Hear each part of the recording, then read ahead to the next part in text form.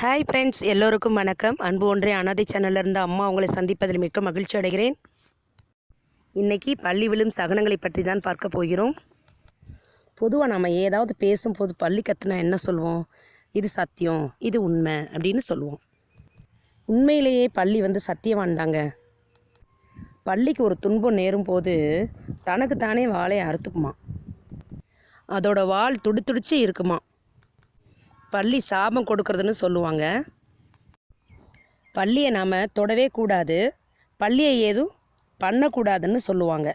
அதே போல் பள்ளி இருக்கும் வீட்டில் பூச்சிகளும் இருக்காது. பள்ளிக்கு அவ்வளோ மகத்துவம் இருக்குங்க.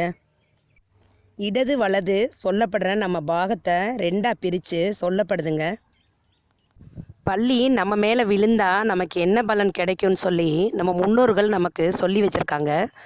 அதை பற்றி நம்ம இப்போ தெரிஞ்சுக்கலாம். ஒருவேளை தலையில் நமக்கு இடதுபுறம் விழுந்தால் கண்டோன்னு சொல்லுவாங்க, வலது பக்கம் விழுந்தால் துன்போன்னு சொல்லுவாங்க.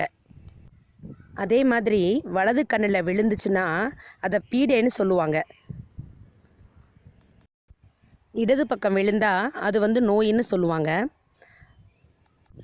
வலது பக்கம் மூக்கில் விழுந்தால் சிறைவாசம்னு சொல்லுவாங்க. இடது பக்கம் விழுந்தால் நோயின்னு சொல்லுவாங்க. நம்ம வாயில் விழுந்ததுன்னா வயிறு சம்பந்தமான உபாதைகள் வரும்னு சொல்லுவாங்க. அதே போல் கழுத்தின் வலது பக்கத்தில் விழுந்தால் பகைமை உண்டாகும்னு சொல்லுவாங்க. இடது பக்கம் விழுந்தால் ஏதிலும் வெற்றி கிடைக்கும்னு சொல்லுவாங்க. நேரடியாக கழுத்துலேயே விழுந்தால் அதை கண்டோன்னு சொல்லுவாங்க. வலது தோள்பட்டையில் விழுந்தால் எதிலும் வெற்றி கிடைக்கும்னு சொல்லுவாங்க. அதுவே இடது தோள்பட்டையில் விழுந்தால் பேரின்ப செய்தியை கேட்கக்கூடும்னு சொல்கிறாங்க. மார்பில் விழுந்துச்சுன்னு சொன்னால் லக்ஷ்மி கடாட்சியம் வரும்னு சொல்லுவாங்க. முதுகில் விழுந்துச்சுன்னா பீடேன்னு சொல்லுவாங்க. வயிறு பகுதியில் விழுந்தால் உபாதைகள்னு சொல்லுவாங்க. சாதாரணமாக எந்த தொடையில் பள்ளி விழுந்தாலும் அது கெட்ட சகுனத்தை குறிக்கும்னு சொல்லுவாங்க. காலோட தொடைப்பக்கம் விழுந்தால் லாபம் துணிச்சல்னு சொல்லுவாங்க. மூட்டு சம்பந்தமான இடங்களில் விழுந்தால் பிரயாணம்னு சொல்லுவாங்க. குதிங்காலில் பட்டதுன்னா நாசம்னு சொல்லுவாங்க. கை விரல்களில் பட்டதுன்னா லக்ஷ்மி கடாட்சியம்னு சொல்லுவாங்க. அதே கை விரலில் நகத்தில் பட்டால் பீடேன்னு சொல்லுவாங்க. கால் விரல்கள் மற்றும் கால் நகங்களில் பட்டதுன்னா விபத்து ஆபத்துன்னு சொல்லுவாங்க. இது போன்ற பள்ளி விழுகக்கூடிய விஷயத்திற்கு இவ்வளவு மகத்துவம் சொல்லப்பட்டிருக்கு. அந்த காலத்தில் செய்தியை சொல்லக்கூடிய மிருகங்களாக இருந்தது. ஏன்னா இந்த கலியுகம் தவிர மற்ற யுகங்களில் மிருகங்களுக்கு பேசக்கூடிய வரங்கள் இருந்தது. மிருகங்கள் பேசும், ஏன்னா மனிதர்கள் இயற்கையோடு இயற்கையாக சார்ந்து இருந்தார்கள். ராமபிரான் காலத்தில் பசுமாடுகள், மரங்கள், செடிகள் பேசின அப்படின்னு சொல்லுவாங்க.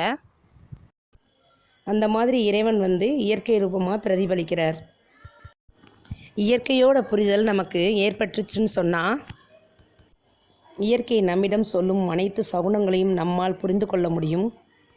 மனிதர்கள் சக்தி வாய்ந்தவர்கள். சகுனங்களுக்கு முக்கியத்துவம் உண்டுங்க.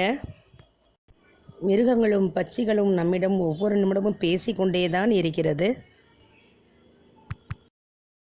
மிருகங்களும் பட்சிகளும் ஏதேனும் நமக்கு காமித்து கொடுக்கும் அந்த சக்தியை நாம் புரிந்து கொண்டு பஞ்சாங்கத்தை பார்த்து தெரிந்து இயற்கையோடு ஒன்றி வாழ்வோம்.